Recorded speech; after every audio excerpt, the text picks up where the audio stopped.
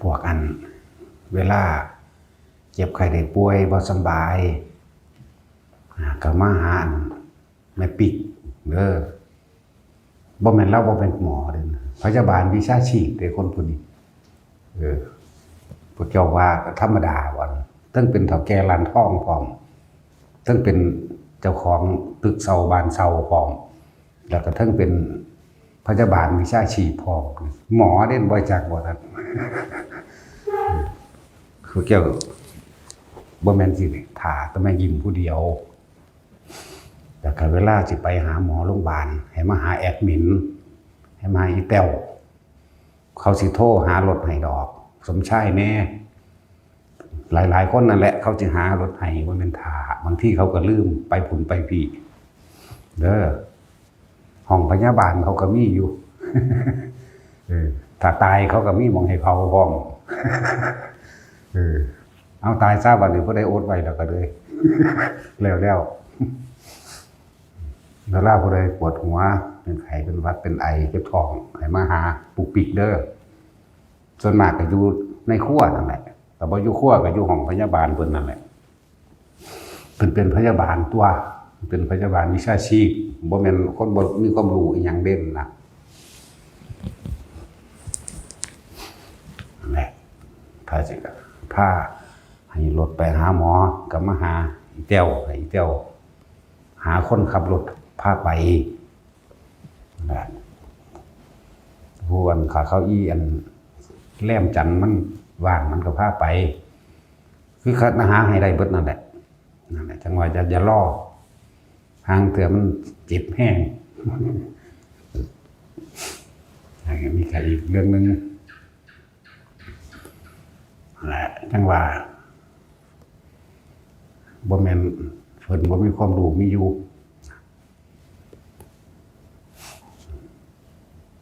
บัดนี้เว้า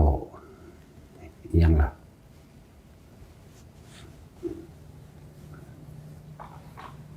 ช่วงนี้ฝนมันหากระเซ้า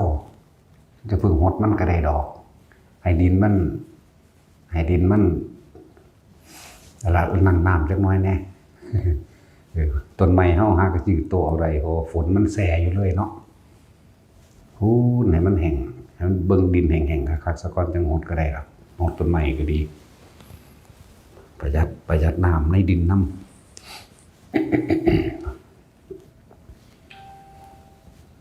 นี่ก็อีกเรื่องนึงกับเฮากับเบิ่งกันบางที่เปิดไฟในห้องน้ำไว้ลืมปิดจังซี่ก็เบิ่งเอา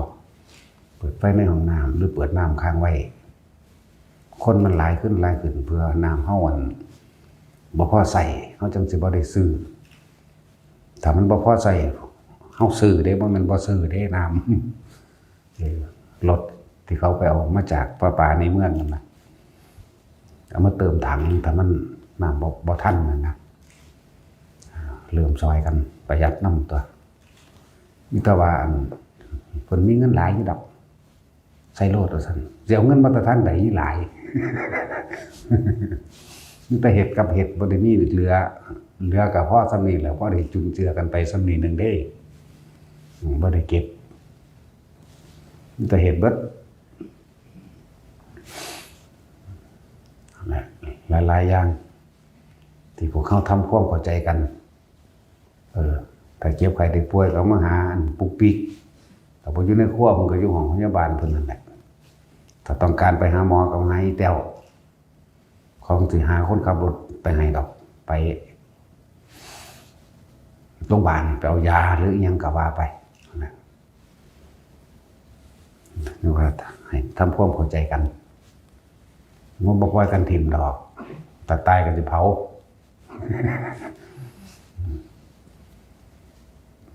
พอเรื่องตายนี่เฮาหนีบ่พ้นจักคนเด้เนาะหนีบ่พ้นหาลางคนเมียตายแล้วก็บ่ยอมเข้าวัดปฏิบัติธรรมทั้งที่เห็นตายอยู่นี่เนาะบางคนก็ผัวตายจังซี่ก็บ่ยอมที่สิมาฟังแนวมื้อนี้เด้ใจมันยังทะเยอทะยานอยากได้นั่นได้นี่เป็นนั่นเป็นนี่อยู่เด้เนาะธรรมะคือความจริงของชีวิตเท่านั้นสิเป็นเครื่องอยู่หรือว่าเฮ็ดให้เฮาเย็นได้แต่บ่ฟังธรรมะแล้วเย็นบ่ได้ มีตลอดอย่างเดียวไฟราคะทรงพวกเขามาเกิดตามกรรมที่ตัวเองกระทำไว้ชาตินี้เป็นแบบใดเจ็บไข้ได้ป่วยอายุสั้นพันตายทุกข์ยากลำบากชาติที่แล้วทำกรรมอันใดไว้ชาตินี้รับผลกรรมนั้นไฟราคะเด้เป็นผู้ผ้าให้ไม่ได้เกิดกายอันนี้แต่ว่าสุดท้ายก็สิถือไฟทานนี่แหละบัดนี้เผาเจ้าคือเก่าเนาะไปเปลี่ยนรูปเปลี่ยนร่างไหมถ้าผู้ใดบ่ทันได้ถึงนิพพานก็เปลี่ยนรูปเปลี่ยนร่างไหมบางพวกก็อุบัติขึ้นโอปาติกะขึ้นสู่นรกโอปาติกะขึ้นสู่เปรตโอปาติกะขึ้นสู่หมู่เทพพรหมเทวดาถ้าพวกไปเกิดเป็นเดรัจฉานค่ะแยกประเภทไปบางพวกก็เป็นสังเสชะเป็นลักษณะคือใส่เดือนเป็นลักษณะยืดเยื้อเกิดในเท่าไข่ตะไคร่น้ำบางพวกก็อันทชะเกิดในไข่คือไก่คือเป็ดหรืองูหรือกิ่งกาทั้งสิ้นแหละอันทชะ บางพวกกับคันทัพพะเกิดในคันคือหมาคือหมูงัวควายช้างอย่างที่มันเกิดในคันในท้องหรือเกิดในคันเป็นคนไม่อีกทั้งสี่นะตามใดที่เขาขึ้นชื่อว่าเกิดแล้วล้วนแล้วแต่เดินทางเข้าไปสู่ความเก็บเกิดแก่เจ็บตายคำว่าแก่นี่ว่ามันแปลว่าเฒ่าเลยพวกเจ้าเข้าใจบ่คำว่าแก่นี่ร่างกายเมื่อเกิดขึ้นมาแล้วระบายของเสียออกเป็นขี้เป็นเหี่ยวนั่นนะเป็นเหงื่อเป็นขี้หูขี้มูกน้ำลายอันนั้นเอิ้นว่าแก่เกิดแก่นี่เราแก่ไปทุกวันตั้งแต่เริ่มเกิดบ่แม่นคนแก่แบบนั้นเพิ่นเอิ้นชรานั่นเรามีความแก่เป็นธรรมดานี่หมายถึงว่าเกิดแล้วก็มีขี้มูกน้ำลายออกมานั่นแหละเอิ้นว่าแก่มีผมหลวงลงไปจากบ่ล่ะแล้วอันนั้นชราธรรมมหิเรามีความชราเป็นธรรมดานี่มันคนละส่วนกันจากว่าแก่มันแก่ทุกวันนี่นะนั่นบ่ล่ะถูขี้ไข้ออกอันนั้นแหละมันแก่น่ะหนังแก่จากว่านั่นบ่แม่นแบบเฒ่าแบบชราไม่ใช่เฒ่าชราแก่นี่แก่ทุกวันตั้งแต่เริ่มเกิดขึ้นมาแล้วนี่ต้องแก่นะแล้วก็ต้องเจ็บป่วยแล้วก็มีความตายเนี่ยมันมีจุดหมายเดียวกันเบิดเด้เรียกว่าพวกเฮาพระนิพพานถ้าเฮายอมรับในความตายได้ก็เฮาก็อยู่แค่ปากประตูพระนิพพานนั่นเด้คือเฮาบ่ยึดธาตุสี่ขันธ์ห้าอีกต่อไปแล้วนี่เฮาเห็นความเป็นจริงแล้วเฮายอมรับมันแล้วนะแหละความตายก็สิเป็นตัวเตือนสติได้ดีอันหนึ่งเหตุให้ไฟราคะความยินดีพอใจรูปรสกลิ่นเสียงแล้วก็ไฟคือโทสะไปนั่นแหละไฟคือโมหะคือความลุ่มหลงนั่นแหละถึงอย่างสั้นแต่สุดท้ายไฟนี่แล้วไฟทานนี่แล้วสิเผาเฮาเนาะเหตุจังใดก็ตายอยู่แล้วใช่ไหมบาดนี้คนฟังธรรมดอกจึงจะเข้าใจความจริงของชีวิตชาติก่อนทำกรรมใดไว้ชาตินี้รับผลกรรมนั้นชาตินี้ทำกรรมใดไว้ชาติหน้ารับผลกรรมนั้นก็หู้อยู่ขนาดนี้แหละเนาะยังทะเยอทะยานอยากยังอันนั้นมีหลายอย่างอยู่เข้า ทรัพย์สมบัติทั้งหลายหมายถึงปัจจัย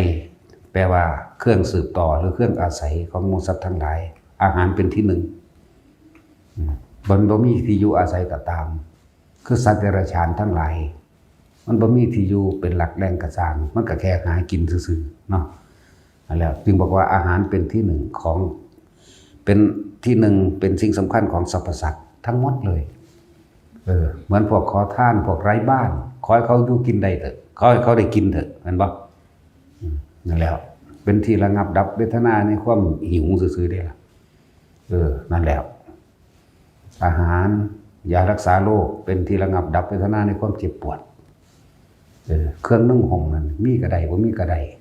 แต่กี่คนป่าเขามีอยู่บนเครื่องนึ่งห่มนั่นบ่แม้แต่สมัยซุมื้อนี่ยังมีอยู่เด้ที่บ่นุ่งอีหยังนั่นน่ะเนาะ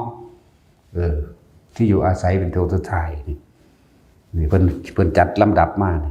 ละเอียดเด้สั้นแล้วสัตว์บางตัวมันบ่ได้มีเครื่องนุ่งห่มนี่ล่ะเทียบเอานี่เลยเนาะงัวมันใส่เสื้อผ้าบ่ได้นี่ควายใส่เสื้อผ้าอยู่บ่ได้ใส่เด้ยารักษาโรคจังซี่แต่มันเจ็บปวดป่วยมันก็มียาของมันเพียงแต่เฮาบ่ฮู้นำมันซื่อหมาเวลามันเป็นหวัดมันไปกินตะไคร้เด้กินใบตะไคร้แล้วก็กินใบไผ่เด้เวลามันนั่นนี่มากมันก็หากออกมันก็เศร้าไข่นะหมากับไข่คือกันเด้เฮาบ่ฮู้นำมันซื่อเนาะสัตว์ทั้งหลายเกิดขึ้นมาแล้วที่จะไม่แก่ไม่เจ็บป่วยนี่ที่จะไม่ตายไม่มีจังว่าให้นึกถึงมันดูๆแน่ความตายแต่เฮาข้ามความตายไปได้แล้วนั่นแหละประตูพระนิพพานจากว่าข้ามหมายถึงว่ายอมรับว่าบ่เป็นของตนร่างกายนี้ไม่ใช่ของตัวเองถ้ามันเป็นของตัวเองก็บังคับได้ไม่ให้หิวไม่ให้ร้อนไม่ให้หนาวไม่ให้เจ็บไม่ให้ปวดนะแต่ก็ให้เป็นนุ่มแข็งแรงอยู่ตลอดแล้วก็ไม่ให้ตายเนาะแต่นี่มันบ่เป็นไปดังที่เขาอยากให้มันเป็น ต้องบอกว่าพยายามตัวนี้แล้วก็วิธีฝึกหัดปฏิบัติเฮามันง่ายแล้วเพราะว่าเฮาอาศัยปัญญาอาศัยความจริงอาศัยความรอบรู้ของพระพุทธเจ้าสัพพัญญูเป็นผู้มานำมาสั่งสอนแสดงให้พวกเฮารู้พวกเฮาเลยบ่ได้ปฏิบัติได้ด้วยการลำบากยากอีหยังดอกเฮาเอายอดมันของเพิ่นโลดส่วนตัวเพิ่นเองกว่าสิสั่งสมบารมีมาเป็นพระพุทธเจ้าได้เพิ่นก็เอาประสบการณ์ชีวิตจริงของเพิ่นเองนี่มาเว้าแล้วก็จังมาเปรียบเทียบว่าอันนี้ทำดีไปสวรรค์มนุษย์สวรรค์ทำเลวนรกเนี่ยเพิ่นก็มาสรุปจังซี่ให้เฮาแล้วก็คอยรวบรวมหลายๆอย่างในความทิ้งความยึดมั่นถือมั่น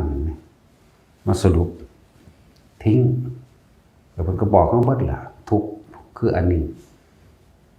ทุกข์เพราะว่าเฮามายึดในกายเฮาเองนั่นแหละยึดกายตัวเองบ่พอเรายึดกายผู้อื่นพร้อมเด้หัวกูเมียกูลูกกูหลานเหลนหลอนกูได้บัดนี้ตระกูลกูไปเลยได้บัดนี้ยศถาบรรดาศักดิ์กูอันนั้นก็ของกูอันนี้ของกูได้บัดนี้ต้นไม้ภูเขาก็ของกูได้บัดนี้เห็นบ่ล่ะตระกูลกูไปได้เลยลาภสักการะกูไปเลยได้บัดนี้นั่นแหละหลายๆอย่างเพราะพวกเขานั่นนะมีความปรารถนาความใดความดีเขามีความเป็นเรียกว่าปรารถนาสุขและสมหวังจึงไปหาพึ่งพาอย่างอื่นมีสิ่งศักดิ์สิทธิ์เป็นต้นอิทธิพลของสิ่งศักดิ์สิทธิ์อิทธิพลของความเชื่อนี่บ่แม่นธรรมดาเด้มันเฮ็ดให้เฮาหวาดหวั่นครั่นครามสยดสยองย่านมันเฮ็ดให้เฮาเสียเวลาในการที่เข้าถึงพระนิพพานเด้มันเฮ็ดให้เฮายังมีความอาลัยอาวรณ์เรามัดระวังและเราหวาดระแวงอีหลีเด้นั่นแหละเพราะว่าเฮาสั่งสมมานานแล้วจังซั่นมันแม่นแค่สั่งสมแค่ศาสตร์นี้เด้ศาสตร์นี้เฮาสั่งสมแค่เพิ่นก็บ่รู้คือกันเพิ่นก็ปรารถนาดีกับลูกกับหลานพวกผู้เฒ่าผู้แก่แม่นบ่ล่ะเลยพาไปพึ่งสิ่งศักดิ์สิทธิ์ศาลเจ้าปู่ตาศาลเจ้าบ้านหลักเมืองเข้าใจว่าเป็นสิ่งศักดิ์สิทธิ์ที่ปกป้องคุ้มครองและดลบันดาลนักเข้าไปกว่านั้นกับพวกผีพวกพญานาคบัดนี้เห็นบ่ล่ะแล้วก็นักเข้าไปกับต้นไม้กับภูเขาสถานที่ต่างๆเนาะบัดนี้นักเข้าไปอีกก็พึ่งสัตว์เดรัจฉานมาพึ่งจังไดเอาแขวเสือแขวมูตันงอนเงือกจังซี่จักว่าล่ะงอนนาคที่เขาว่ามันก็มีจริงๆนั่นแหละแต่ว่าเขาก็เป็นงูจักว่าล่ะเขาก็เป็นเดรัจฉานเขาบ่ปฏิเสธหรอกว่าบ่มีเพราะว่าเขาเห็นตรงๆอยู่ตลอดจักว่าล่ะเวลาสิตายมันก็คายมันเป็นร่างกายหยาบแล้วก็ตายไปเฮาเบิ่งงอนนกตุงก็อันนั้นแหละงอนพญานาคก็เลยมันก็ได้คือหน้าบูดดอกมันระดับใหญ่ระดับเจ้าพญามันอันนั้นมันจึงเป็นไปได้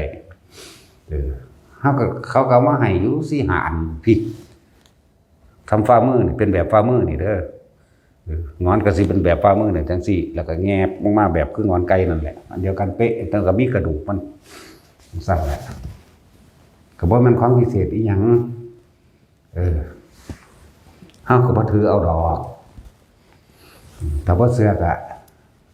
อย่าประมาทอย่าดูถูกเด้อเขาว่าเด้นั่นล่ะเชื่อเข้าใจว่าล่ะมันมีอิทธิพลอีหลีเด้ว่าธรรมดาเด้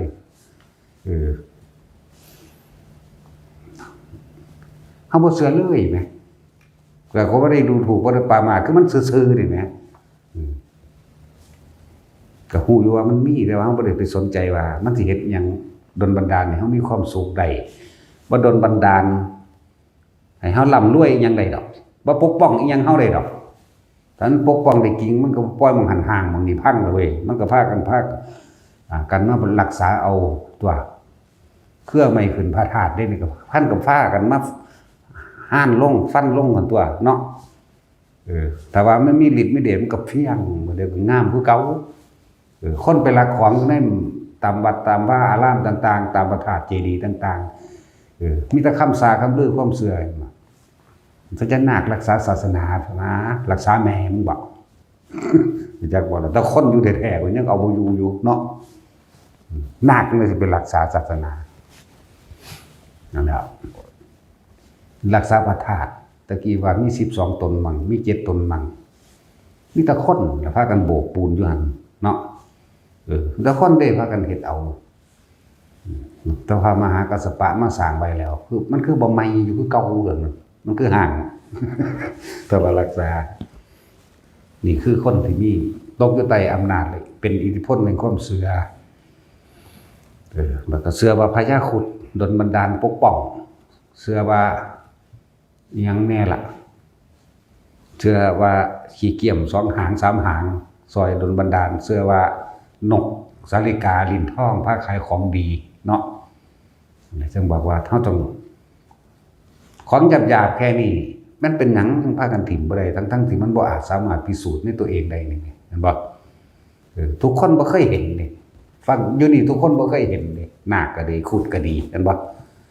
เฮานี่เห็นตรงๆแล้วก้อนหินฟาดหลังพุ่น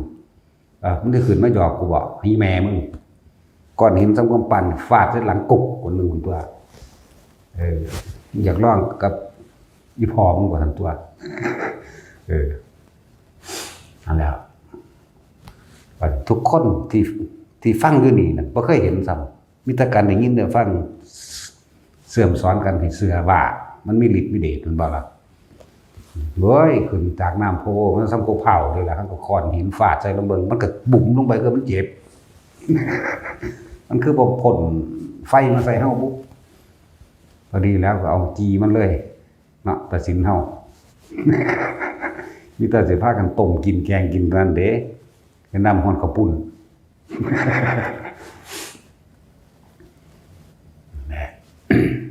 บางคนก็แขวมุตันสารพัด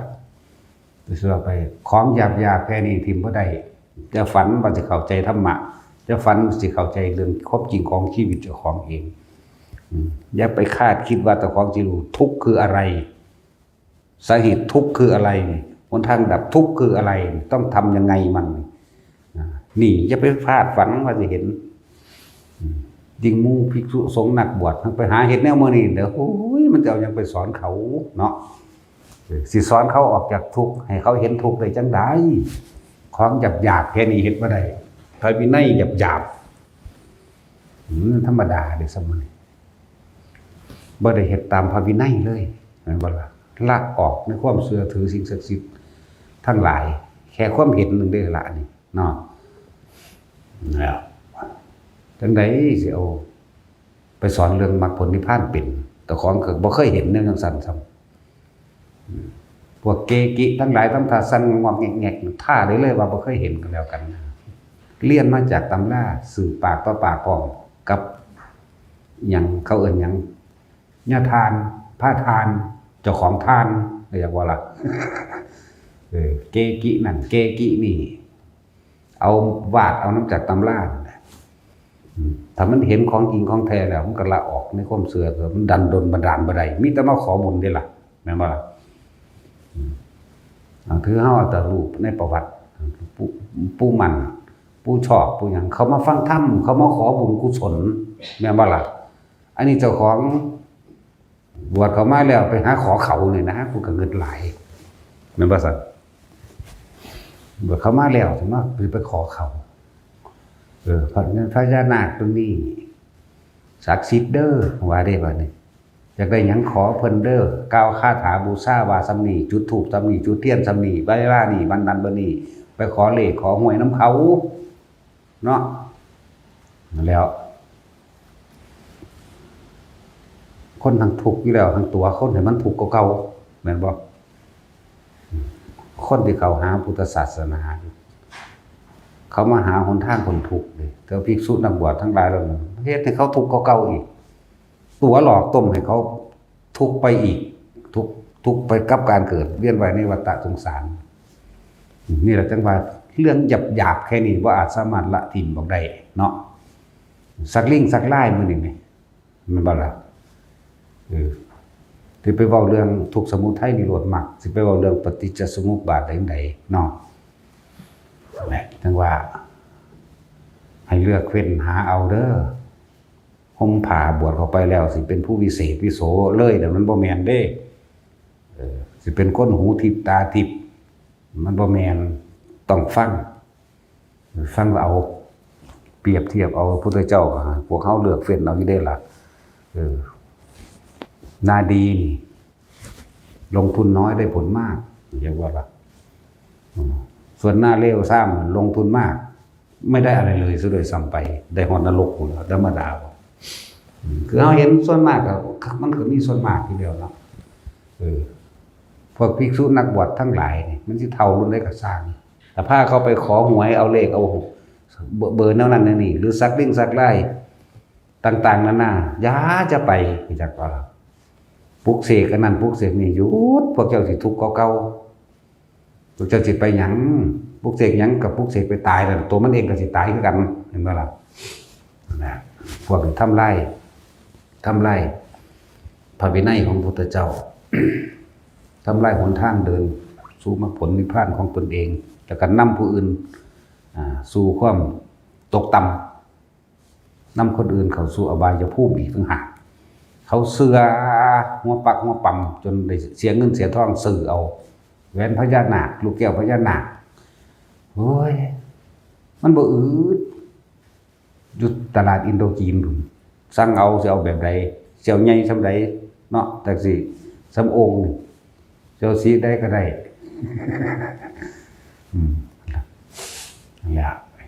ละสิ่งเหล่านี้ออกบ่ได้เจ้าฝันว่าเจ้าสิพ้นจากทุกข์ทั้งปวงจริงภิกษุนักบวชนี่เฮาตามนี้โดยพระวินัยเด้พุทธเจ้าก็เคยสอนพุทธเจ้าบ่สอนแนวมื้อนี้บ่สอนให้พาไปเฮ็ดหวยบ่สอนให้ปลุกเสกบ่สอนให้โดนบันดาลบ่มีบ่พาทำพิธีถวายของบ่พาสวดมนต์อ่อนวอนและขอร้องให้สิ่งศักดิ์สิทธิ์เทพเจ้าอินพรหมทั้งหลายดลบันดาลให้เขาเห็นใจบ่มีเพิ่นบ่พาเฮ็ดแน่นอนแหละปลุกเสกเลขยันสักลิ่งสักลายเพิ่นบ่พาเฮ็ดถ้ามันดีเพิ่นก็เฮ็ดตัวนี่มั้ยนั่นแล้วบัดนี้ได้เงินได้ทองมาบัดนี้พูดล่ะซื้อลอตเตอรี่เนาะปานนั้นไปทำท่าบอกเขาโอ้ยหีแม่มึงเอ้ยห่วยคน100คนบอก100ตัวมันสิบ่ถือจักบักสิบอกว่าดิเบิ่งดูความเสื่อมทรามเร็วสัวซามของมันแล้วมันก็สิว่าถ้าผู้มันถือก็บอก100ตัวเนาะ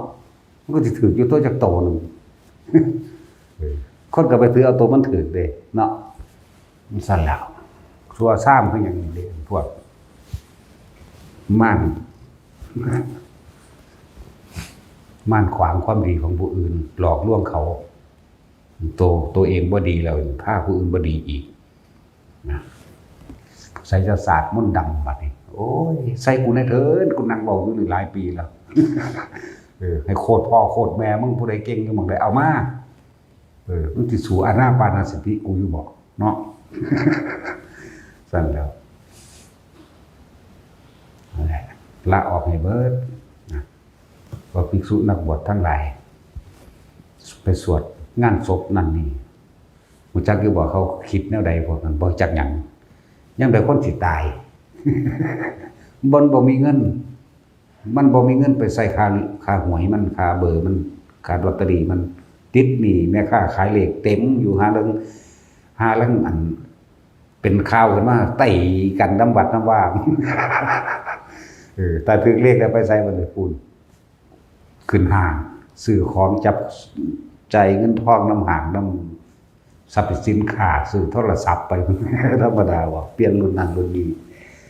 ยิงตัวคนได้หลายยังคักมันไปซื้อรุ่นคักอะไร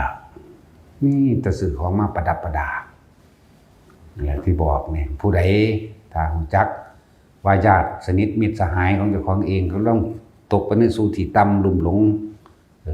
ไปหากับพวกภิกษุอารัชชีหรือภิกษุเดรัจฉานวิชาดึงเขาออกมาเด้ภิกษุที่ทำน้ำมนต์หรือสักไล่หรือผ้าไปเอาหวยหรือนิสัยศาสตร์ทำพิธีสะเดาะเคราะห์บูชายันต่างๆทำพิธีถวายของสวดขอร้องออกมาสวดมนต์เพื่อขับไล่จังสี่ออกมาบ่มีคำสอนพระเจ้าบ่เคยไล่ไผบ่เคยไล่ไผเด้จักบ่ล่ะบ่เคยปราบผีมีแต่เมตตาให้มีแต่แก้ไขให้เขาพาไปเอาเลขเอาหวยเขาพาไปเอาอีหยังล่ะสารพัดสักลิ้นทองบ่สักหน้าทองหน้าดากมื้อนี้ออกมาพวกเจ้าสิจมลงสู่อบายเบิดเด้นั่นน่ะพวกเขาพาไปเอายังบวงสรวงพญานาคบวงสรวงพญาครุฑพวกเขาพาเบี้ยแก่ยังก็สร้างมันบ่แก่แมวยังได้หรอกแม่นบ่ซั่นมันคือบ่แก่ความเห็นมันว่ามันเห็นผิดหรือเห็นถูกมันแม่นบ่ซั่นพวกเฮ็ดกล้องแขนแหวนพญานาคมื้อนี้ออกมาเด้อพวกญาติๆเจ้าของเองที่ฮู้อยู่แล้วดึงเขาออกมาแนะนำความเห็นเขาไปเรื่อยๆเอาตัวถ้าเฮามีความปรารถนาหวังดีกับหมู่พวกกับหมู่ญาติๆเฮาก็ดีถือผีบวงสรวงผีมื้อนี้ออกมาเลี้ยงผีปู่เจ้าพระอุตาต่างๆวานก้อนหินขึ้นทั้งเงื่อนทั้งตารางสวดจังซี่เห็นบ่ล่ะหลายอันหลายแบบเว้าบ่เบิดดอกเยอะแยะแล้วก็ขายอีหยังฝากนั่นฝากนี่อีหยังกาฝากเนาะนี่ลักย่อมเด้อลักย่อมลักทองโอ้ยลักหีแม่มันบ่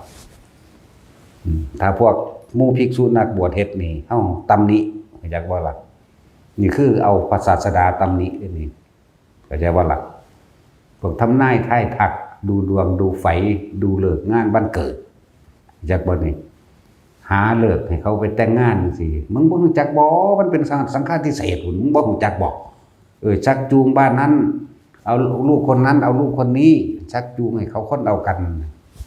มึงรู้จักสังฆาทิเศษบ่เดี๋ยวนี้ชักจูงได้แล้วก็หาเลิกแต่งงานให้เขามึงรู้จักสังฆาทิเศษบ่เนาะเดี๋ยวนี่คือตำหนิหมู่ภิกษุสงฆ์ส่วนฆราวาสญาติโยมอุบาสกอุบาสิกาผู้ไม่ปฏิบัติธรรมจะเฮ็ดจังได๋ก็เฮ็ดโลดมันคืออาชีพเข้าใจบ่ล่ะมันเป็นอาชีพคือเซียนพระนั่นเป็นอาชีพเขาเด้บ่ต่างกันด้วยกับขายผักขายปูขายปลาในตลาดขายปลาหมึกขายกุ้งในตลาดบ่ต่างกันเด้พิษเถียงกันคือกันนี่เด้ของมึงแท้ของมึงปลอมคือกันเด้เป็นบ่ล่ะของมึงแท้นี่บ่ค่อยมีแต่ของปลอมนั่นแล้วเนี่ยค่าในตลาดขายพริกขายผักขายปูขายปลาทกเถียงกันแนวใดพวกขายผักก็คือกันก็ทกเถียงกันคือกันบ่ได้ต่างกันเด้คนขายพระบ่ได้ใจดีคือพระที่ถูกขายเด้เข้าใจบ่ล่ะเหรียญพระทั้งหลายที่เฮ็ดมาบ่ว่าสิเป็นเหรียญพระพุทธหรือกุต่างๆเขาเฮ็ดเป็นอนุสติเป็นพุทธธรรมสังฆานุสติส่วนคนเอาไปขายนั่นน่ะพระนั่นแท้เด้คนขายเด้มันปลอมอย่างว่าล่ะพระนั่นแท้และพระนั่นก็รอดนั่นคือพระอย่างว่าล่ะ คนดีมันบ่รอดนรกนั่นแล้วคนขายพระบ่ได้ใจดีคือพระขายเด้คือจักว่า พระที่เอาไปขายมันใจดีเพิ่นละเพิ่นละได้คนจังเอาอันไปเป็นพุทธาธรรมสังฆานุสติเนาะเขาเจ้าเฮ็ดขึ้นมาเพื่อเป็นพุทธานุสติคือเฮาเฮ็ดสร้างพระพุทธรูปขึ้นมานี่เฮาก็สร้างเพื่อเป็นที่ระลึกนึกถึงบุญคุณเป็นพุทธคุณคุณอันหาประมาณบ่ได้ของพระพุทธเจ้าเป็นพุทธคุณเป็นธรรมคุณเป็นธรรมเจดีย์เป็นสังฆคุณเป็นพระสงฆ์ผู้พาเฮาเฮ็ดดีเป็นผู้สื่อทอดธรรมมาเมื่อเพิ่นเห็นธรรมรู้ธรรมแล้วเพิ่นก็รับใส่ธรรมส่งต่อธรรมต่อรุ่นเป็นรุ่นมากเลยมันเฮาเฮ็ดเพื่อสิ่งนี้บัดนี้พวกเอาไปขายอยากว่าล่ะแล้วก็ใส่รายกันเด้อันนั้นปลอมอันนี้จริงแล้วก็กันเองเด้เพื่อสิได้เปอร์เซ็นต์นำกันอยากว่าล่ะนี่มันเป็นกลุ่มเป็นก้อนของมันเด้เหมือนกันกับแม่ค้านั่นแหละอันเดียวกันเลยบ่ต่างกันดอกกับขายพริกขายกระเทียมหัวหอมมันน่ะ แต่พระคารวะเฮ็ดเฮาบ่ว่าเข้าใจบ่เขามีฮอดโรงงานปั๊มพุ่น แต่ว่าถ้าหมู่ภิกษุสงฆ์นักบวชเฮ็ดนี่พวกนี้กืนกินทั้งจิตวิญญาณของเขาเองเลยเห็นบ่ล่ะกืนกินความเสื่อกืนกินความให้เขางมง่ายเลยเฮ็ดให้เขาทุกข์ต่อไปโอ้ไม่ธรรมดาเด้เขามาทุกข์ต่อไปนั่นแหละตามนี้หมู่ภิกษุสงฆ์นักบวชเด้อเลิกซะรุ่นนั่นรุ่นนี้เลิกซะสักลายมื้อนี้เลิกซะถ้าพวกคฤหัสถ์เฮ็ดเขาเฮ็ดเป็นศิลปะแม่นบ่ล่ะงานวิจิตรศิลป์พวกจิตรกรรมจิตรกรฟ้าผนังหรือเป็นกับฟ้าผนังก็สักในหนังคนนั่นน่ะเฮ็ดเป็นของสวยงามเด้แต่พอกันภิกษุสงฆ์เฮ็ดจะขังโลดเด้อันนั้นอันนี้โลดเด้นี่ขังไว้ไสรุ่นก่อนๆที่พระเฮ็ดมามันก็ตายแล้วเด้ล่ะเนาะนั่นแหละจังว่าลองเฮาเปรียบเทียบเบิ่งนะเฮาก็เอาคำหมู่นี้แหละไปแนะนำหมู่พวกอันเป็นที่รักมารดาบิดาหมู่นี้แหละญาติสนิทมิตรสหายทั้งหลายเอาไปแนะนำกันอย่าไปเชื่อพวกคนเฮานี่คือความจริงเลยหากินซ้ำตายเจ้าซี่มากมีมากหรือมีน้อยก็บ่ต่างกันทุกคนกินแค่อิ่มบ่กินที่ไร20 ตันดอกนะคนรวยก็เลยเนาะกินแค่อิ่มในกระเพาะท้องของเองแหละคนจนคนบ่มีก็กินแค่อิ่มเหมือนกันนั่นแหละเอาหน้ารสอาหารมันอยู่แค่ปลายลิ้นผ่านลำคอไปแล้วไม่รู้รสใดทั้งปวงมันก็แสบแต่อยู่ในลิ้นนั่นแหละเนาะผ่านลำคอไปแล้วเอาแม่ผู้นัวไว้ท้องมันก็บ่ว่าเด้ มันบ่ได้ว่าเด้มันยังหวานอยู่ในท้องมันบ่ว่าเด้มันหวานแค่ในปากมันเค็มอยู่ในปากมันเผ็ดอยู่ในปากมันเปรี้ยวหวานมันเค็มแค่อยู่เฉพาะลิ้นเฮาเองจะไปเงิดหากินซ้ำตายให้กันนั่นแหละนั่นแหละตายมาหลายรุ่นแล้วบ่พากันคิดพ่อเนาะโอ้ยรุ่นตาซินนี่เจ้าเคยเห็นปู่เจ้าบ่เอาแต่ปู่เจ้ายังแต่พ่อก็ตายแล้วปู่ก็สิบ่ตายบ่ปู่ของปู่ไปอีกเอาแม่แน่ก็จังซี่เลยนำมาเตือนสติตัวเองเตือนสติให้ระลึกถึงความจริงจริงนี่เกิดจริงนี่แก่จริงนี่เจ็บป่วยจริงนี่ตายนี่คือความจริงทรัพย์สมบัตินี่หาบ่ได้ครับเอิ้นว่าสิ่งที่สำคัญสูงสุดก็อาหารยารักษาโรคเครื่องนุ่งห่มและที่อยู่อาศัยนั่นแหละ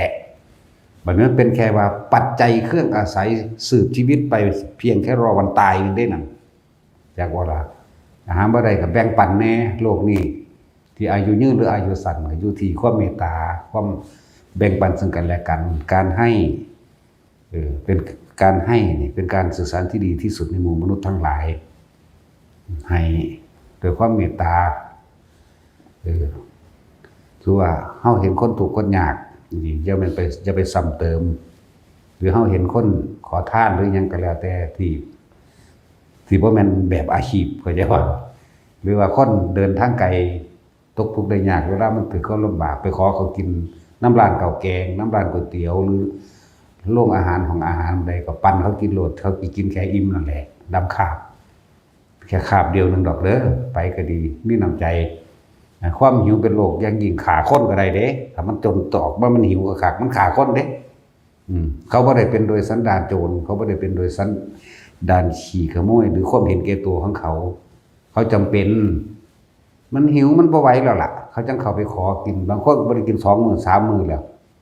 เขาไปขอแค่เศษอาหารสิก็ให้เขาโหลดอย่าไล่อย่าด่าอย่าสาดน้ำใส่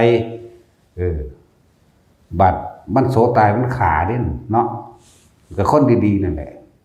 เหมือนเรื่องเล่าต่างๆคนรวยรังแกคนจนเอาไปว่าคนจนบาดว่าเป็นบัดกับเขากลับมาเป็นเสือขาเพิ่นขึ้นว่าเขาเป็นคนเลวเด้เนาะนั่นแหละพุทธศาสนาเฮานี่เป็นศาสนาที่ให้โอกาสทุกคนเนาะโจรมหาโจรยิ่งกว่าโจรองคุลิมานแม่นว่าซั่นพุทธเจ้าก็หรือว่าพระสงฆ์องค์นั้นก็ยังได้โอกาสภาษาลิบุตรก็ยังไปสอนเอาได้ให้โอกาสแม่นว่าองคุลิมานก็พระพุทธเจ้าให้โอกาสโจรที่ละ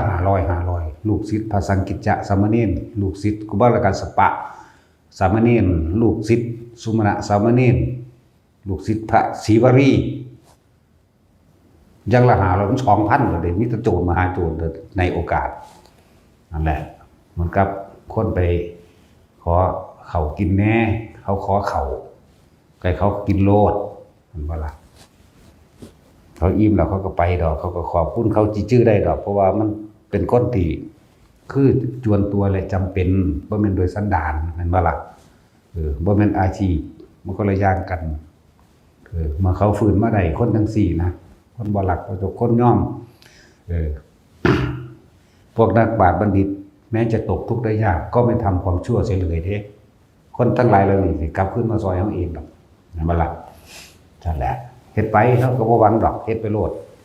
เอาให้กินโลดนะแต่ว่าเฮ็ดไปโลดนั่นแหละ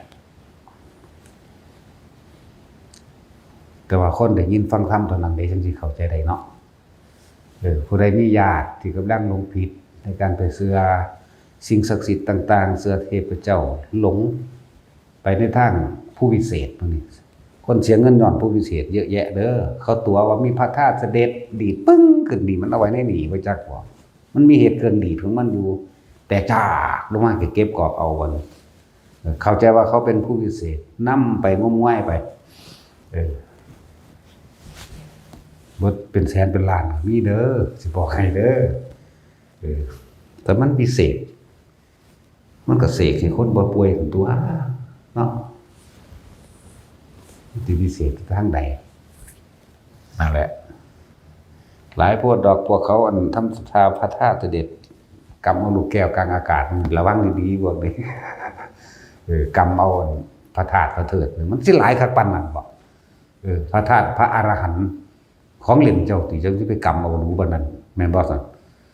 ถ้าพระธาตุพระพุทธเจ้าสิว่าของเล่นเจ้าที่เจ้าสิไปกำบ่ได้บ่มาหาเอาเงินสั่งกำเอาธรรมดาไปอยู่กับคนจังซั่นนั่นแหละหรือหมู่ภิกษุสงฆ์ทั้งหลายเราใดบ่มีการฝึกหัดภาวนาเอาพระธาตุนั้นพระธาตุนี้มาอ้างมันจะไปอยู่กับคนจังซั่นติแม่นบ่ซั่นของหยาบๆตัวเองยังบอกสามารถสิไปละได้ไปงานใดสีกซ่องเบิ่งแล้วได้หน่อย300บ่คุ้มเลยซั่นเพราะชีวิตคาเลแม่นบ่ล่ะโอ้ยโทรศัพท์ก็บ่พอสิใช้งวดโทรศัพท์อีกเนาะใช้เงินทองปานคฤหัสถ์เด้อก็ใช้ซื้อมาซื้อเบอร์บางพวกหลายอย่างก็ดอกบุญบังไฟจังซี่พี่เบิดตลอดประดับประดาตกแต่งตัวเองนั่นแหละผู้ใดที่ฟังอยู่นี่นะสักจูงหมู่พวกออกจากความง่ายๆไร้สาระเหล่านั้นเด้อมันบ่แม่นของดีเด่นมันสิพากันลงอบายอยู่เบิดอย่าอบายจะพุ่มเบิดเด้ ไผกระสร้างที่ถือเอาแล้วพระพุทธเจ้าพระธรรมอันเป็นคำสั่งสอนตามความจริงที่พระพุทธเจ้าอันเป็นผู้รู้นำมาแสดงแล้วก็เคารพนอบน้อมแด่พระสงฆ์ที่นำธรรมของพระพุทธเจ้าออกมาแสดงเฉพาะพุทธธรรมสงฆ์บุคคลพวกนั้นก็พ้นนะไม่ใช่ว่าล่ะพ้นจากอบายมื้อนี้มันสวดอยู่บ่เยเกกิเห็นว่าพุทธังสนังคตาเสนี่เยเกกิพุทธังสนังคตาเสบุคคลทั้งหลายเหล่าใดถือเอาแล้วถึงแล้วซึ่งพระพุทธธรรมประสงค์นี่บุคคลทั้งหลายเหล่านั้นย่อมห่างไกลอบายนี่แหมมีมนุษย์และเทวดาเป็นทางไปเท่านั้นนี่แหมเยเกกิพุทธังสนังคตาเสนะเตขมิตสันตินี่นะเตขมิตสันตินี่สันติอปายภูมิงก็คืออบายภูมินั่นแหละอปายภูมิงปหายะตัดขาดประหารนั่นห่างแล้วทิ้งแล้วหรือฆ่าแล้วทำลายเสียแล้วอภายภูมิปหายะมานุสังนี่บอกมีมนุษย์เทหังนี่คือเทวดามีมนุษย์และเทวดาเป็นทางไปเท่านั้นนี่ไงแล้วความระลึกนึกถึงเฮาเพราะทุกอย่างเกิดจากจิตใช่บ่นี่สำคัญที่ความคิดสำคัญที่ความคิดเด้ทำบุญมากๆหรือภิกษุยังภิกษุที่เกิดเป็นเล่นเนาบวช60 พรรษาไหมรวมแล้วกับอายุเก่าคือสิอยู่80 ปีพุ่นละรักษาศีลบริสุทธิ์ดีมาตลอดได้ผ่าไหมกำลังหยิบผ่าจุ่มผ่าอยู่นี่โรคหัวใจใจวายตายขาซ้ำเป็นบอกจิตมันไปติดกับผ่ามันเคยมีราคามีความพอใจในผ่าจากวันนี้รูปรสกินเสียงนี่รูปผ่าแนวพอใจรูปผ่าเนื้อดีทั้งสิ่งนี้ไปเสือกซอกตายซ้ำเล่นมันในความจุติเข้าสู่ใครของเล่นมันนะมันสิพอนาทีบ่บ่แม่นนะนาทีนะ3 วินี่ปึ๊บในมือก็เกิดเลยแม่นบ่ซั่นเกิดเลยพุทธเจ้ารู้แล้วหมู่พระสงฆ์องค์นั้นก็สิพากันเอาผ้าไปปั่นกันสิว่ามาสิมาบังสุกุลเอาพุทธเจ้าว่าเดี๋ยวอย่าเพิ่งเอาให้มันพ้น7 มือก่อนนะแต่ทุกคนเชื่อพุทธเจ้าได้บ่เอาเด้เอาศพมันไปเผาทิ้งแต่ภิกษุนั้นมาเกิดเป็นเล่นแท่นเห็นบ่นี่คือความลุ่มหลงในความละเอียดของเนื้อผ้าเห็นบ่นี่ความพอใจในรูปเป็นบ่ในรูปผ้านี่หยิบไปเฮ็ดไปนั่นแล้วพอถ้าติดมือแล้ว ถ้าหมู่พระสงฆ์หลายเหล่านั้นมาเอาเล่นตัวนั้นสิโกรธบ่พอใจเมื่อโกรธแล้วจิตสุดท้ายของเล่นตัวนั้นลงนรกเลยจากวันนั่นแหละคือเหตุผลของพระพุทธเจ้าพอแต่7 มือแล้วเอาพวกเธอไปเอาซะไปบังสุกุลเอาแน่เพราะว่าพวกนี้สิ้นจากนี้แล้วก็ด้วยอำนาจแห่งศีลแม้นระลึกบ่ระลึกมันก็ไปของมันไปได้ไปเกิดเป็นเทวดาจังซั่นแล้วนั่นแหละถึงว่ามันอยู่ที่จิตอยู่ที่ความคิดปึ้งไปเกิดเป็นเทวดาอะไรพระพุทธเจ้าเพิ่นบอกที่หลังว่าอ๋อโดยเหตุเป็นประการโดยชนี้นี่ว่าสำคัญที่จิตความคิดของเฮาบ่ไปขอร้องอ้อนวอนให้เทวดาอินทร์พรหมทั้งหลายพระเจ้านุ่งพระเจ้านาคพระยาคุดพวกกันนั่งอย่างนั่งกวักหรือกุมารทองกุมารบ่ทองนั่นแหละเนาะแต่มันกุมารทองนี่ก็เอากุมารตัวไปขายเอาหล่นจังได้เงินเนาะมันทองได้สั่นย่านเราขี้ดินมาปั่นมาเผาใส่เอาอันยังล่ะสำลิดบอกมาเพชรเป็นนั่นเนี่ยเนาะเขาคือแต่มันทองอีหลีอันโตเขายอกอยู่ซั่นมันสิได้หลายหมื่นเติบอยู่ได้หั่นเนาะเอานี่ไปบูชาเอานี่199 บาทแม่นบ่ซั่นไม่แต่มันทองอีหลีกูก็สิไปเอากันกูเอาไปขายทองมันบาทละ 60,000 กว่าอยู่เดี๋ยวนี้เนาะคุณต้องถามเจ้าของร้านทองปุกปิก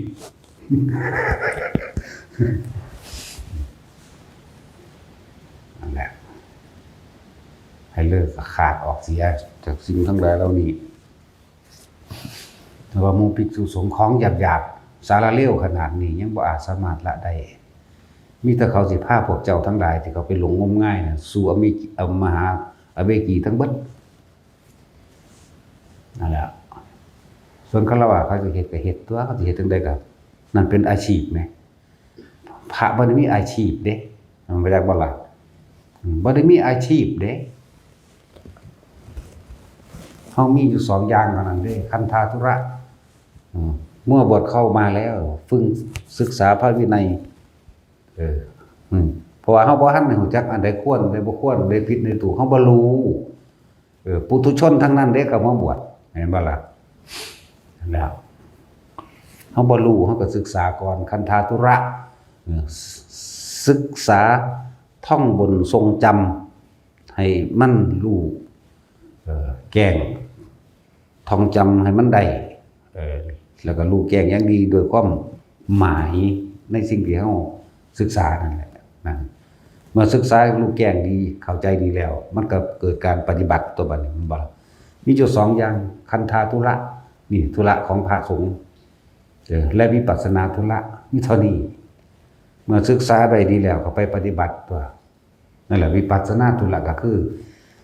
ทำความรู้แกงให้มันเห็นตามความเป็นจริงนั่นบ่ซะเพิ่นถึงว่าปริยัติแล้วนี่ปริยัติคือปฏิบัติแล้วก็เห็นผลของมันเองแล้วก็สิบ่พาคนผิดบ่พาคนไปหาปลุกเสกเลขยันไปหาเอาลงเอาเลขเก่งเลขกันอยู่สั่นครับฝันดีบ่คนนึงแต่ความเป็นพระอยู่แท้ๆเป็นบ่แม่นพระหรอกบวชเข้ามาแล้วเป็นได้ฝันดีบ่มื้อนี้คุณไปถามโยมเขาพุ่นนั่นบ่โยมก็ถามคือกันเป็นได้เนี่ยพอฝันว่าจังได๋มื้อนี้ซั่นโอ้ยมาสิแม่มึงเอ้ยศูนย์รถได้บาดโอ้ยพวกลูกเขาอิสดานปึกเอ้ยเนาะนั่นแหละเดรัจฉานวิชาเข้าใจปะล่ะเดรัจฉานวิชานั่นแหละแล้วยิ่งไปพาเขาทำไสยศาสตร์อันนี้อลอแอแลเฮ็ดเอาลูกขอลูกจังซี่เนาะบ่ขอมันกูบ่ชื่นในดอกแต่ว่าเจ้าขี้ลายไม่ได้เนาะเอาบ่ได้ก็ตัดสินเอาต่อเนาะตัดสินเอาอีหลีได้นั่นก็สั่นกับแท็กซี่เนาะเปลี่ยนรถศาสตร์แต่จุ้ยมันก็เปลี่ยนรถพอเปลี่ยนแล้วล่ะเจ้าก็เลยบ่เป็นตาเอาโอ้มันสั่นแล้วเอาลูกเขาเจ้ามาเขาเจ้าเลี้ยงงามๆเป็นตาหักเนาะพอเจ้าเลี้ยงจังได๋จังเตบเทพอยู่หน้าท้องอุดหูแตกอยู่ว่าซั่นเป็นไล่ไปก็เลยเนาะตัดสินเจ้าเลี้ยงจังได๋เจ้าคือเลี้ยงเป็นแนวนั้นนะนี่เลี้ยงให้มันงามไปคือเขาเจ้าว่าได้บ่พ่อแม่เขาเจ้าเลี้ยงมาดีๆพวกเจ้าเลี้ยงมาโอ้ยคือผีนี่หลายอย่างแล้วพวกใดมีนั่นน่ะแนะนำไปที่เขาเจ้าสั่งสอนแสดงธรรมตามความเป็นจริงสั่งสอนอริยสัจสี่สั่งสอนปฏิจจสมุปบาทสั่งสอนมรรคผลนิพพานภาวนาพี่ได้มองมันสิพ้นแหมพวกนั้นบ่ได้พ้นเดี๋ยวมันทุกข์เก่าๆเด้นั่นก็ไปหาเอาเลขได้เงินมาแล้วก็พูดแล้วกินหมูกระทะนั่นล่ะธรรมดาบ่โอ้ยเงิดหลายกินหมูกระทะกินหาพ่อหาแม่บ่เฮากินข้าวเดียวเฮาก็คร้านกินพอแห้งแล้วเนาะนั่นล่ะออกของหยาบของพวกนี้นะคนตะกี้อุ้ยเขาเจ้าแสวงหาเนาะคือจังนั้นพระนารกะนี่ผู้เพิ่นเป็นผู้เลิศในโมเนยปฏิปทานี่ปฏิบัติได้ยากแบบนี้ผู้เดียวสำเร็จแล้วบ่กี่มือก็ตายได้นั่นน่ะจักว่าสมัยหนึ่งการะเทวินดาบทหรืออจิตะดาบทผู้เดียวกันนั่นแหละเล่าโดยธรรมดาแล้วเรารับราชการเป็นปุโรหิตเป็นปุโรหิตของพ่อของพระเจ้าสุโธทนะนี่จังว่าหลังจากพระเจ้าสุโธทนะขึ้นมาเป็นกษัตริย์แล้วเพิ่นก็มีอายุมากแล้วขอลาราชการออกไปบวชจังว่าบวชเป็นฤาษีนั่น คนมีบุญบารมีเก่าอยู่แล้ว7 มื้อก็สำเร็จฌานสมาบัติ8อภิญญา5สามารถระลึกชาติได้ถึง5กับพุ่นล่ะระลึกไปข้างหน้าก็ได้5ระลึกขึ้นข้างหลังก็ได้5เข้าใจบ่นี่มันบ่ธรรมดาได้คำว่ากับนี่5กับนี่เห็นบ่ซั่นบางองค์ได้แค่500ศาสตร์นึงเด้บ่ได้เสียดเสี้ยวคำว่ากับเด้นั่นแหละตำราก็เขียนเบอร์โพด500กับว่าซั่น5กับนั่นแหละในสมัยหลังจากเพิ่นก็ไปอยู่ป่าแล้วเพิ่นก็สิมาสรรในสวนอันหนึ่งของพระเจ้าสุโธทนะอยู่เรื่อยๆอยู่ดอกแต่ว่านานๆได้จังมาทีหนึ่งปีละเทื่อหรือ2 ปีครั้งหนึ่งหมดเด้มันเป็นคนที่มักชอบอยู่ในที่สงัดบางทีก็ไปตามป่าเงาพานนั่งบางทีก็ขึ้นไปพักผ่อนตามสวรรค์สันต่างๆแต่ที่นิยมคือดาวดึงส์ถ้าเว้าเรื่องสวรรค์นี่แต่บ่มีดาวดึงส์ก็บ่ได้อีกต้องมีคือกันแล้วก็เมืองพระราณสีนอกจากสินพระพุทธเจ้าองค์ใดก็เว้าถึงเมืองพระราณสีโลดมีทุกพระพุทธเจ้าแต่ว่ามีจริงๆนี่ล่ะเดี๋ยวนี้ก็พระราณสีก็ยังอยู่แม่นบ่ซั่นในมื้อ15 ค่ำเดือน7มื้อที่พระพุทธเจ้าห้าจุติสู่พระคันของแม่เพิ่นมารดาตอนนั้นเพิ่นเข้าสมะเพิ่นเข้าฌานอยู่เพิ่นบ่ได้รับรู้หยังเด้ตอนนั้นพอแต่เพิ่นออกจากฌานมาในสวรรค์นั้นแปลกประหลาดดอกไม้ก็ออกนอกฤดูกาลอย่างต่างๆทั้งดอกไม้ในโลกพร้อมทั้งดอกไม้สวรรค์พร้อมตลอดทั้งเทพเทวดามีแต่ผู้หน้าซื่นหน้าบานตาใสเว้ากันก็มีแต่ความลื่นเริงบันเทิงหมู่สวรรค์ก็ดีเพิ่นแปลกประหลาดเพิ่นก็เลยถามพวกท่านทั้งหลายมีงานนักขัตฤกษ์อันใดกันหรอกแล้วบางคนก็สดใสหน้าชื่นตาบานเบิกบานแท้แล้วท่านไปทำอะไรอยู่ท่านจึงไม่รู้นะถามกันท่านไม่รู้เหรอเทพสันตุสิทธิ์คือเจ้าชายสันติทัตเฮานี่แหละอยากว่าล่ะผู้นี้น่ะสิได้ไปเกิดเป็นพระพุทธเจ้าแล้วนี่ตอนนี้ไปจุติเข้าสู่ขั้นของพระมารดาแล้วนางสิริมหามายาแล้วในเพิ่นฮู้ก่อนหมู่แล้วเด้ในโลกมันว่าล่ะเพิ่นว่าเพิ่นฮู้นำเทวดาแล้วเพิ่นออกจากฌานเพิ่นแล้วจังถามเขานะแล้วพวกนี้เขาจะติดฌานเด้เรียกว่าล่ะมันสิเบิดรับรู้ความรู้สึกมันบ่รับเลยเด้นั่นแหละพอตาฮู้แล้วจากหูจากนั้นก็ล่อเบิ่งนั่นแหละจนหอดมือเพิ่นออกนั่นแหละนั่นแหละ15 ค่ำเดือน7เป็นวันจุติจิตของพระโพธิสัตว์เฮาพระพุทธเจ้าเฮาขั้นพระมารดาแต่พอย้อนหลังคุณแล้วก็แม่ฝันว่าเอาสร้างเอาดอกบัวมาให้ยังก็ว่าไปบ่ไปหรอกนั่นแหละมันยังอีกเนาะบาดนี่เนาะ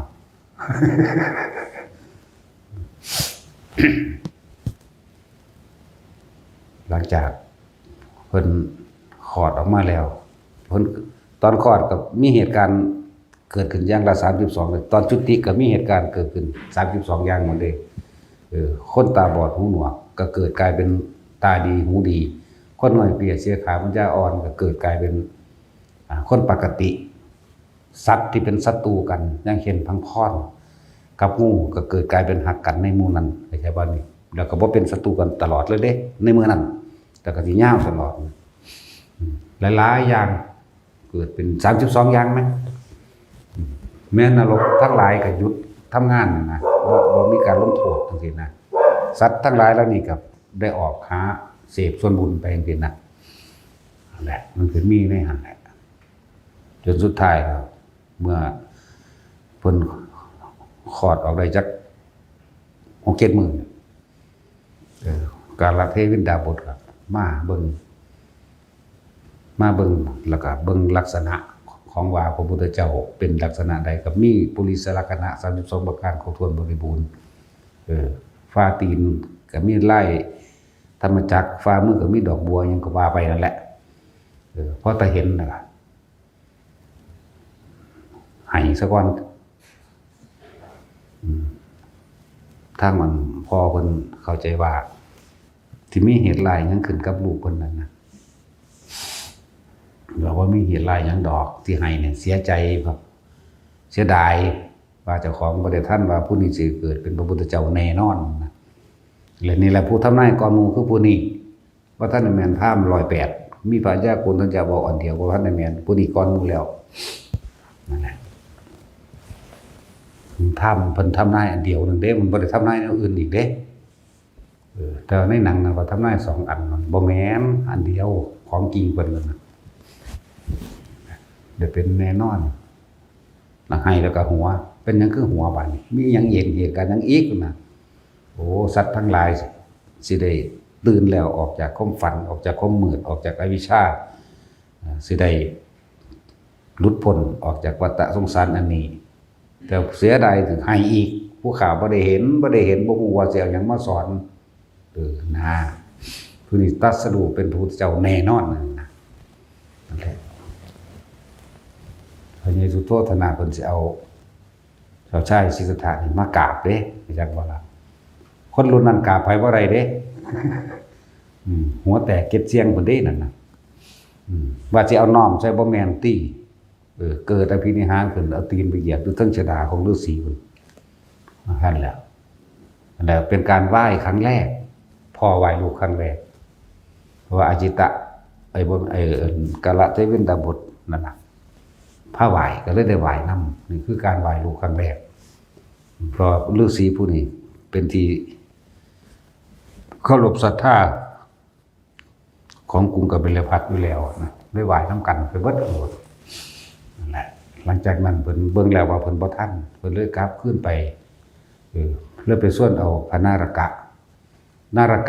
ตอนอายุอยู่โดย16 ปีนารกะลูกน้องสาวเพิ่นมันก็บอกเรื่องเล่านั่นนี่ธรรมดาเราเป็นลูกคนรวยได้นั่นน่ะอยากว่าล่ะกาลเทวินดาบทนี่เพิ่นบ่มีเมียทรัพย์สมบัติต่างๆที่ได้รับพระราชทานนั้นหนีมาตั้งหลายเพิ่นก็ให้น้องสาวเพิ่นนั่นแหละน้องสาวเพิ่นก็ได้ลูกคนนึงก็คือนารกะนี่เองก็เลยสักส่วนเอาพระนารกะไปบวชนำแนะนำให้เบิดเรียบร้อยไล่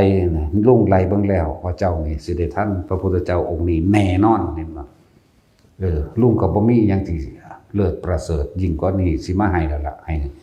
หลานนี่ไปเอาผ้ามาแล้วนุ่งเป็นแต่งสุดฤาษีก็บวชนำมันผู้เป็นลุงคนนั้นแหละบวชตรงต่อพระพุทธเจ้าโอบ่แม่นบวชตรงก็จะใช่ศิษฐะนี่ผู้บวชก่อนหมู่ผู้แรกคือผู้นี้แต่ว่าล่ะบวชรออยู่หั่นแหละจนว่าพระพุทธเจ้าตรัสรู้พุ่นล่ะหลังจากบวชให้หลานแล้วนี่อยากมันก็บอกว่าให้เจ้ารอฟังข่าวว่าถ้าว่าพระสัมมาสัมพุทธเจ้าได้เกิดขึ้นแล้วหรือคำว่าพุทธะได้เกิดขึ้นแล้ว หรือมีคำว่าพุทโธพุทโธนี่ให้เจ้าเร่งตรงไปหาเลยเด้อนะ นั่นแหละเขาเจ้าล่อขนาดนั้นดินี่พูดถึงว่าเขาเจ้าล่อกันอย่างว่าคน16คนตอนนั้นกำลังเป็นหนุ่มอยู่เนี่ยวัยรุ่นอยู่นี่ไหมกำลังมักสาวก็เป็นนี่ไหมนั่นว่าตัดสินใจถิ่มหมดทุกอย่างทั้งความร่ำรวยลาภยศสรรเสริญต่างๆกลับออกไปบวชเพื่อสิล่อฟังคำว่าพุทโธล่อฟังคำว่าพุทธเจ้าได้เกิดขึ้นแล้วตรัสรู้แล้วเห็นบ่ล่ะนั่นแหละล่อยุงสั่นที่เบื้องบานนี่บวชตรงต่อจากชายศิษฐะในขณะที่อายุได้แค่จักมือละ6-7 มื้อนี่นึงละเห็นบ่ล่ะนี่แหละคือผู้บวชผู้แรกที่โลกลืมบ่ค่อยเอามาเว้ากันนี่เป็นผู้ปฏิบัติยากที่สุดบ่มีผู้ใดปฏิบัติยากสำผู้นี้บวชรอบัดนี้เบิ่งดู29 ปีจังบวชเห็นบ่ล่ะ36 ปีตรัสรู้เอาไล่เบิ่งบุบัดนี้มาบวกกับอายุของพระนารกะ16 ปีเพิ่นสิเป็นอายุเท่าใดแท็กซี่เพิ่นรออยู่ตั้ง52 ปีพวกเจ้าเอ้ยบ่ธรรมดาเด้เอาแล้ว หลังจากพุทธเจ้าของบ่แม่นแค่52 53พอปีแรกสื่อเสียงบ่ทันได้ไปดังไกลน่ะก็ประมาณนั้นแหละ 52ย่าง53ปีนั่นแหละ53ปีเบิ่งขนาดนั้นแหละหลังจากเพิ่นแสดงธรรมจักรกับปวัตตนสูตรนะตอนนั้นเพิ่นเข้าฌานเด้อยากว่านี่เลยบ่ฮู้ยินตามธรรมดาแสดงธรรมจักรคนที่ออกจากฌานแต่ว่าผู้ที่เคยมีฌานอยู่แล้วสิฮู้ยินเด้พวกนี้เขาจะมีฤทธิ์วิเดชอยู่เด้นั่นแหละแล้วเป็นว่ามื้อนั้นพระอัญญาโกณท่านจะบรรลุโสดาบันผู้เดียวมื้อที่2จึงบรรลุอรหันต์นั่นเองนะหลังจากหรือมีคนบอกว่าพุทโธได้เกิดขึ้นแล้วมันจึงเดินทางมาแต่สิเว้าแล้วว่าเพิ่นต้องเป็นพระอรหันต์องค์ที่6ว่าเพิ่นมาฟังธรรมพระพุทธเจ้าหลังจากออกมาแล้วคนที่บอกว่ามีแสงคือตอนที่แสดงธรรมก็คือเพิ่นทรงสัมพันธ์รังสีน่ะนะตอนที่เพิ่นแสดงธรรมคนเห็นว่ามีแสงแปลกประหลาดเกิดขึ้นอยู่ทางนั้นปายสิปตนะนะเกิดขึ้นอยู่ราชคฤห์นะก็เลยว่าหรือว่าพุทธเจ้าจะเกิดขึ้นแล้วน้อนะก็เลยเดินทางมาฟังธรรมของพระพุทธเจ้าฟังธรรมแล้วก็บรรลุเลยเด้นี่อาศัยปัญญาพระพุทธเจ้าว่าทุกอย่างบ่ควรเข้าไปยึดมั่นถือมั่นนี่นึงเด้เพิ่นรู้แล้วความสงบของคนมันมีเต็มที่แล้วแค่ออกเดินปัญญานิดเดียวสุดสูงสุดของปัญญาคืออนิจจังกับอนัตตาคือบ่ควรเข้าไปยึดมั่นถือมั่นนี่สิ่งทั้งหลายทั้งปวงค่อยนึงเด้นั่นแหละเขาเจ้าก็บรรลุเลยแต่ว่าเพิ่นได้ตั้งปณิธานปรารถนาไว้ว่าจะเป็นแบบพระสงฆ์องค์หนึ่งที่สำเร็จเมื่อได้จากปฏิปทาว่าซ่านเฮ็ดยากเด้ห้ามบิณฑบาตทางเก่าห้ามนั่งนอนหม่องเก่าอยากบ่นี่คือต้องไปหม่องใหม่เรื่อยๆไปบ้านใหม่เรื่อยๆแล้วบักกี้พี่เพิ่นก็เข้าสู่นิพพานไปปฏิบัติยากคือหยังนี่เด้แนวไปบิณฑบาตนี่แล้วก็มาสันแล้วต้องย้ายหนีไปหม่องใหม่ไปนอนหม่องใหม่ตื่นหม่องกึบก็ไปบิณฑบาตบ้านนี้มาสันหม่องนี้แล้วก็ต้องหนีไปหม่องใหม่มีอายุอยู่ในขณะนั้นวันเพิ่น6เดือนนี่แหละเพิ่นกัดเข้าสู่บรินิพพานทั้งว่าในทั้งเบิดพระอรหันต์ผู้ใดนิพพานก่อนหมู่พระนาลกะเนี่ยว่าล่ะอายุสั้นมันปฏิบัติยากเลยว่าธรรมดาพวกเข้านี่คือปฏิบัติแบบกรรมฐานคุณนางกรรมฐานหมูอย่างว่าอยู่ดีกรรมฐานคุณนางไปตั้งใดกูต้องขี่รถเวินไปนี่ก็จะให้ไปส่งโอ้ยกูนายกรรมฐานคุณนางได้ฟังเฮาเนาะเห็นป่ะสันไปทั้งใดก็มีตลาดรถไปส่งมีคนขับให้พร้อมธรรมดาว่ะยังมากก็ดีบ่ดีได้ไปหับเนาะดีบ่ดีก็มีผู้มาส่งทั้งคนอีกเด้ปุ๊บไปโลดแบบบ่ได้ย่างบ่ได้ลำบากอีหยังเลยคิดเบิ่งเขาเจ้าบวชรอพระพุทธเจ้าถึงจักปีเมื่อไปฟังธรรมสำเร็จแล้วก็ต้องปฏิบัติยังหนักยังยากอีกเด้นั่นซะแล้วเพื่อสิรักษาปฏิปทาอันเป็นตัวอย่างไว้นะแล้วบ่กี่ปีหรอกตายมันปีนะว่า6เดือนนี่แหละ6เดือนมันปฏิบัติยากคือหยังนั่นเด้นี่พี่เพิ่นปฏิบัติให้เฮาหรือร่ำออกมาเว้านี่หมายถึงว่ากว่าสิได้บวชเป็นพระภิกษุนี่เข้าใจบ่นี่จักปีจังได้บวชกว่าสิได้บวชจังว่าพวกอันสิเดินทางมาบวชนำเฮาบ่แม่นมาฮอดเจ้าสิบวชเลยเด้เจ้าต้องทองเอาซะก่อนแหน่คำขานหน้าคำขออันบวชนั่นนะแม่นบ่ซั่นบ่ได้พาว่าเด้เฮาลืมแล้วบอกว่าได้ต้องว่าเอาเองจักว่าล่ะทองเอาเองมันได้ว่าอดทนเอาแน่ละเว้ยเนาะนั่นแล้วตัวผู้ใดตอนนี้มันทองได้เท่าใดละบุญหนักอยู่เดียวนี้ก็เลยได้เครื่องนึงแล้วว่าโอ้โหหัดก็ได้เครื่องนึงเฮ็ดจังได๋มันก็สิบวชอยู่แล้วก็อยู่คือบวชให้โลดเนาะต้องเฝ้าถ้าหมู่ก่อนผู้ใดสิมาบวชก็มาเด้ บวชฟรีอยู่แล้วเขาก็บอกไปแล้วว่าฟรีบวชฟรีแต่ว่าทองเอาเองให้มันได้เด้อไผมากก็ดีบ่ได้สิพาเฝ้าพระเจ้าแลนไปแล้วเด้คิดเบิ่งพระนาลกะนี่จักปี4-50 ปีพุ่นเนาะที่ว่าสิได้บวช